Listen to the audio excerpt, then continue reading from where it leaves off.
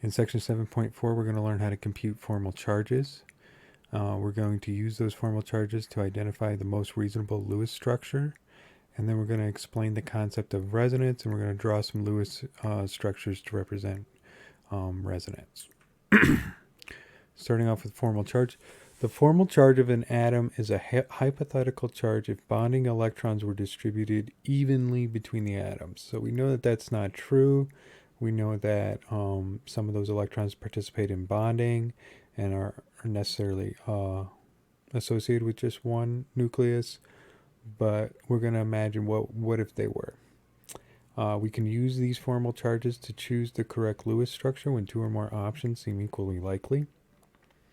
And if we're going to express formal charge mathematically, the formal charge is going to equal the valence electrons minus all of the lone pair electrons minus 1/2 of the bonding electrons. The formal charges of all atoms in a molecule will sum to the molecule's overall charge. So let's look at an example with iodine tetrachloride here as an anion with a -1 charge. We're going to start off by taking iodine because it's the one that's different than the others, right? We're going to put it in the center. That's our central atom. We're going to draw a bond to each of the 4 chlorines. Okay. Then we're going to start to divide the bonding. Then we're going to start to assign the lone pairs of electrons to their atoms. Each chlorine atom now has 7 electrons assigned to it, and the iodine has 8. Okay, so we're trying to get octets here. Each one of these chlorines has 1, 2, 3, 4, 5, 6 electrons, plus both of the electrons in the bond count towards its octet. It now has 8. Iodine, on the other hand, has 1, 2, 3, 4, 5, 6, 7, 8, 9, 10, 11, 12. So it's actually hypervalent right now. It doesn't even really like to be in this kind of a situation, right? If we take a look at the formal charges, we're going to start off with the amount of electrons we expect iodine to have from its group in the periodic table. We got 7 here. Okay. If we subtract out half of each one of the bonding ones, so 1, 2, 3, 4, plus all of the non-bonding ones, 5, 6, 7, 8, we get that 8 value there. If we did that same math for chlorine, we would get 7. We see that the formal charge on iodine is -1. The formal charge for chlorine is 0. We add those two together, we get -1, which is the charge that we expected this molecule to have.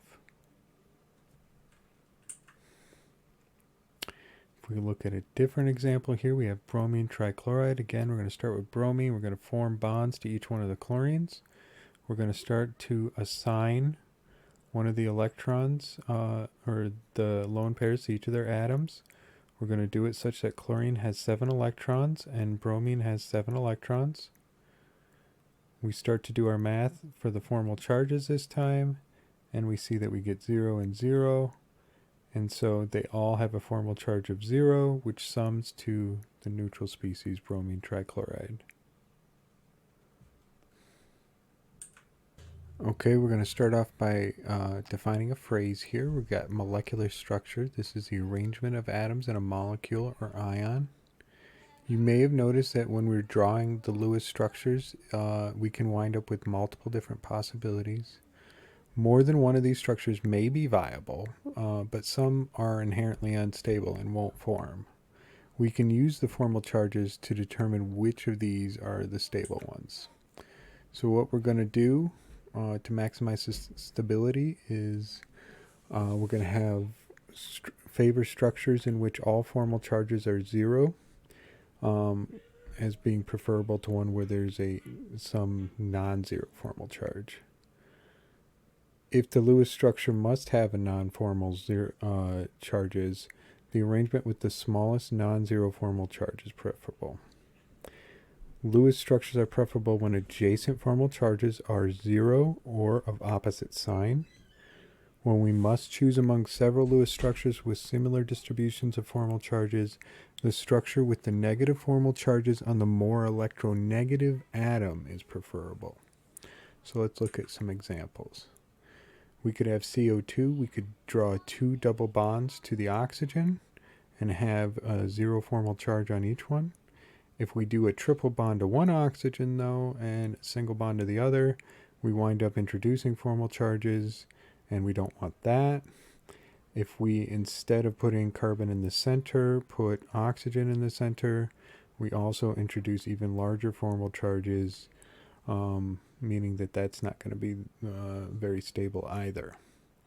So considering the stability rules, the only really likely candidate out of these is going to be CO2 written that way. If we look at a little bit more difficult example here, we have thiocyanate ion, we have a carbon, a nitrogen, and a sulfur. It's not really necessarily clear which order they should go in, but when we start to work out their formal charges, we see that putting carbon in the center with sulfur at one end and nitrogen at another leads to the least formal charges. So this leads us to resonance. What a resonating structure is if you look at an example like our nitrite ion, right? We could have a double bond going to this oxygen, or we could have a double bond going to this oxygen here. If that were true, then what we would see experimentally is that one of these bonds is shorter than the other bond. But in actuality, that's not really true. If we measured this bond and this bond, they're the same length, and they're roughly equal to 1.5, like a bond of 1.5. So what exactly is happening here? To justify this, we're going to introduce the concept of resonance. So when two or more Lewis structures with the same arrangement of atoms can be written for a molecule or ion, the actual distribution of electrons is an average of that shown by the various Lewis structures. The individual Lewis structures are called the resonance forms, and the actual electronic structure of the molecule with resonance is called the resonance hybrid. So we're going to use a double-headed arrow in the center to indicate that these are resonance structures. And we will realize that the actual electronic structure is never described by either resonance form. So this is never really going to exist, and this is never really going to exist. What's going to exist is a resonance hybrid that is a combination of the two. There can be more than just two resonance forms, as seen here with CO3, carbonate, anion. Here we have this double bond that's moving around the carbon. If we were to measure these bond lengths, we'd actually find that they'd be close to a bond of 1.3.